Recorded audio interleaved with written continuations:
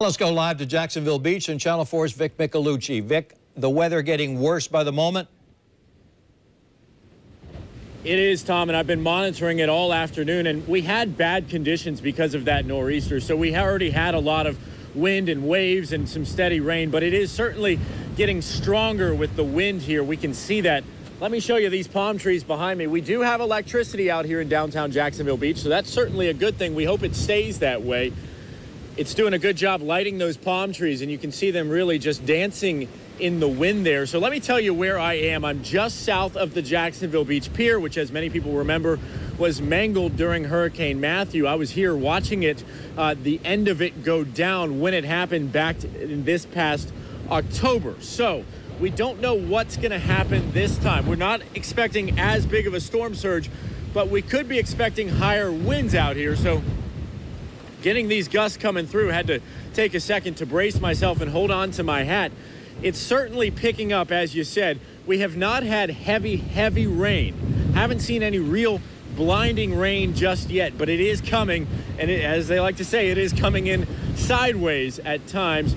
The sustained wind certainly picking up by the hour here, and this place is a ghost town. We have seen a couple people walking to and from certain homes around here. We have seen a couple big lifted trucks and Jeeps driving around. Besides that, not much besides the media and law enforcement. There is a heavy police presence by the Jacksonville Beach Police Department, as well as the Jacksonville Sheriff's Office, which sent out extra officers to help in this area just to make sure that everyone and everything is safe. So remember, all of the beaches, Jacksonville Beach, Atlantic Beach, and Neptune Beach, are under a mandatory evacuation order. So there are a lot of people that left their homes and businesses.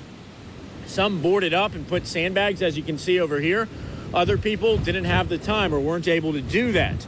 But the good news is, I can tell you, there is a steady patrol from law enforcement here in this area, just making sure that nobody is up to no good. In fact, I walked around the corner to try to survey a live shot. I had my flashlight around, and very quickly a police officer came and started to come up to me until he saw the hat, and we started to talk. And, you know, I said, I know we probably look suspicious out here, but we're working for the media. But that is good news, because the police certainly do have a keen eye out here to make sure that nobody is trying to access anywhere that they don't need to be. It's very quiet out here besides the wind.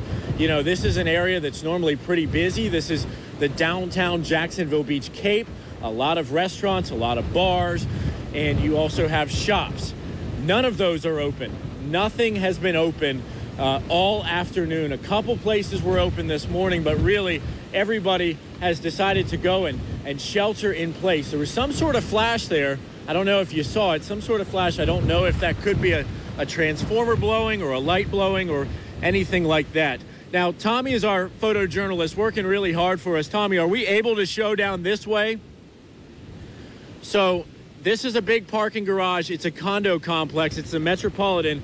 And if we could zoom in to that stop sign, because it is really whipping in the wind. So that stop sign is right there at the intersection of 1st Street here in Jacksonville Beach.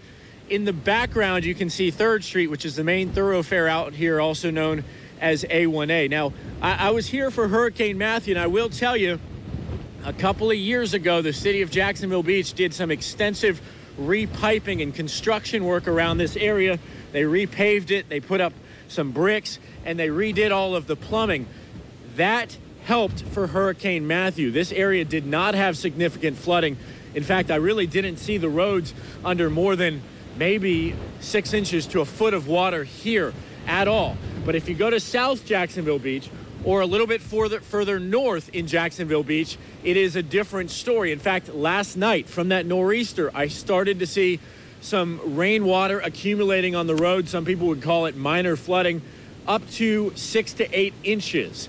It's only going to grow because we have not had a break from this rain. Again, the rain is not pounding us, wind more of a factor, but it is steady. It has not let up for several hours, and those are my concerns with the possibility of flooding, especially in South Jacksonville Beach, an area where crews are still trying to do construction to work on the plumbing and the piping, because a lot of the stuff that's underground there, the sewage system, is very old, and it's been part of a multi-year revamping project. Another issue And if we could go over this way, I'm going to show you down there. That's the beach, okay? So we're right along the road. You got the beach down there. You really can't see it because it's dark and there's nothing to light it up besides the beach walk right here. But we do have some concerns about the dunes. I've been speaking with the Jacksonville Beach mayor. I've been speaking with city leaders in Atlantic Beach and Neptune Beach, as well as lifeguards all throughout the beach's community. They're concerned.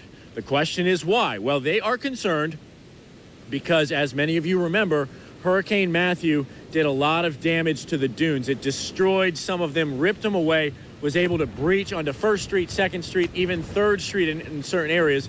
And that's what caused flooding even into some homes and businesses out here in the beach's community. Well, the issue is they did some work, renourishment work, and the taxpayers, the taxpayers, spent more than $7 million to get it done. It came out of a general fund. The city had it reserved, but more than $7 million. And what they did was they had ships that went 3 miles offshore. They pumped the sand that we lost during Matthew, and they brought it onto the beach. Then they had bulldozers and other heavy machinery just spread it up here. The dunes are nature's line of defense. They are there to make sure that the water does not breach into the rest of the area. So certainly they are a resource for us. And everybody talks about those sea oats because you see them, they're beautiful. You're not supposed to touch them. You're not allowed to walk on them. The sea oats also were ruined in a lot of the areas in Atlantic Beach, Neptune Beach, and Jacksonville Beach from that erosion from Hurricane Matthew. The new ones were planted a couple of months ago, but they're babies. They're just sprouts, and they don't have enough to hold all that sand in. So we certainly hope that this storm is not that bad out here at the beaches because we want that beach renourishment and the new dunes to hold their place. Of course, I'll remain in this area. I'll keep you posted. But for now, we are live in Jacksonville Beach. Vic Micolucci, Channel 4. The local station.